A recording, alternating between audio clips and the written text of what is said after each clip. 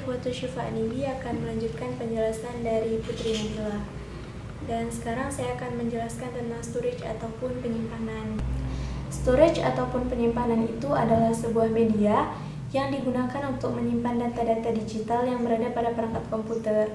Nah, storage itu mengalami perkembangan dan perkembangannya ini sangat unik, di mana semakin besar kapasitas yang dimiliki storage, maka bentuk fisiknya akan semakin kecil. Selanjutnya, storage itu dibagi menjadi dua bagian. Bagian yang pertama yaitu adalah primary storage ataupun penyimpanan primer, dan yang kedua adalah secondary storage ataupun penyimpanan sekunder.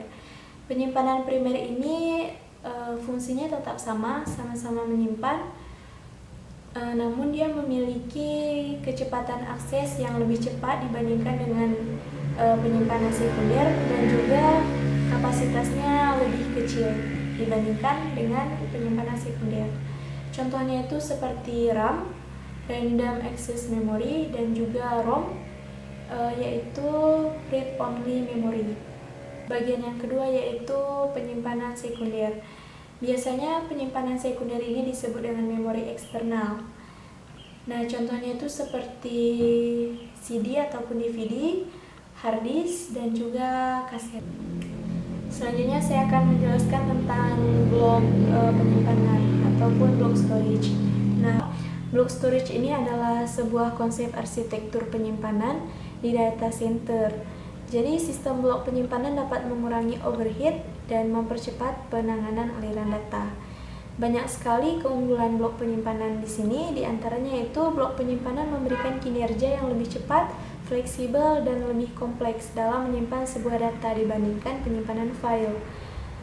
Kemudian pada blok penyimpanan, setiap blok dapat menyimpan data yang dapat diformat dengan sistem file yang dibutuhkan aplikasi tersebut.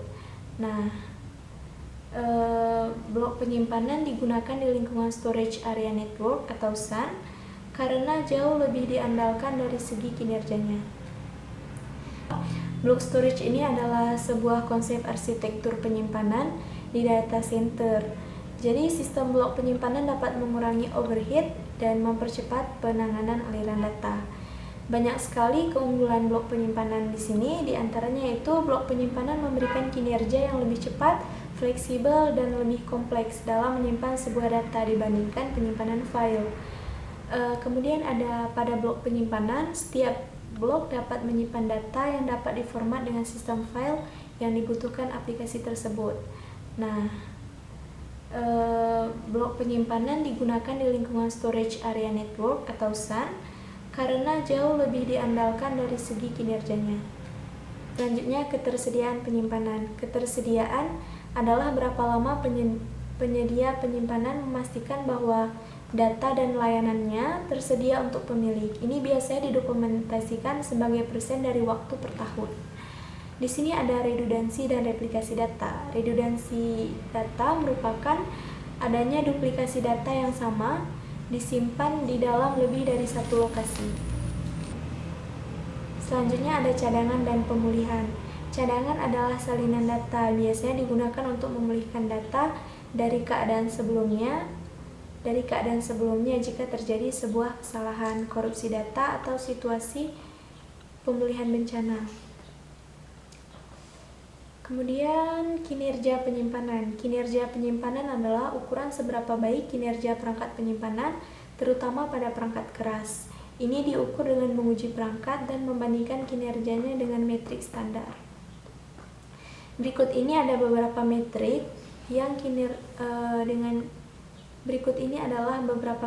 kinerja penyimpanan umum. Contohnya itu seperti operasi input-output per detik, beban kerja pemrosesan transaksi, waktu yang ditentukan antara kegagalan, dimaksudkan waktu untuk pemulihan, waktu merespon, kecepatan baca atau tulis, dan yang terakhir persen pemanfaatan. Kemudian keamanan penyimpanan. Nah, keamanan penyimpan data mencakup tentang melindungi sumber daya penyimpanan dan data yang tersimpan di dalamnya. Jadi keamanan penyimpan data yang dirancang dengan baik juga diamanatkan untuk berbagai peraturan kepatuhan. sehingga menambah bobot hukum terhadap tuntunan keamanan penyimpanan. Perusahaan keamanan semakin menyesuaikan solusi Perusahaan keamanan semakin menyesuaikan solusi keamanan untuk membantu perusahaan mematuhi peraturan tersebut. Jadi, keamanan penyimpanan data yang baik meminimalisirkan risiko organisasi yang menderita pencurian data, pengungkapan data yang tidak sah, perusakan data, korupsi, atau kerusakan data yang tidak disengaja. Jadi, selanjutnya ancaman terhadap keamanan data. Ancaman terhadap keamanan data itu ada beberapa model ya. Yang model pertama itu agen ancaman eksternal ataupun ancaman yang berasal dari luar. Itu contohnya seperti negara bangsa, dari negara bangsa luar, teroris, peretas atau penjahat cyber, dan selanjutnya pesaing yang melakukan spionase industri. Nah, ancaman terhadap keamanan data yang kedua yaitu internal yang berasal dari dalam. Contohnya seperti orang dalam yang berbahaya, staf yang kurang terlatih ataupun ceroboh, karyawan yang tidak puas. Selanjutnya ada ancaman lain di luar ancaman eksternal dan internal, yaitu seperti bencana alam, kebakaran, banjir, dan sebagainya. Dan selanjutnya ada padam listrik. Nah, prinsip keamanan penyimpanan data yang pertama itu ada kerahasiaan. Menjaga kerahasiaan data dengan memastikan bahwa itu tidak dapat diakses baik melalui jaringan atau secara lokal oleh orang yang tidak berwenang. Selanjutnya ada integritas. Integritas data dalam konteks keamanan penyimpanan data berarti memastikan bahwa data tidak dapat dirusak ataupun diubah. Yang terakhir ada ketersediaan. Dalam konteks keamanan penyimpanan data, ketersediaan berarti meminimalkan risiko bahwa sumber daya penyimpanan dihancurkan atau dibuat tidak dapat diakses dengan sengaja, katakanlah selama serangan DDoS atau secara tidak sengaja karena bencana alam, kegagalan daya, ataupun kerusakan mekanis. Bagaimana melindungi aset penyimpanan data?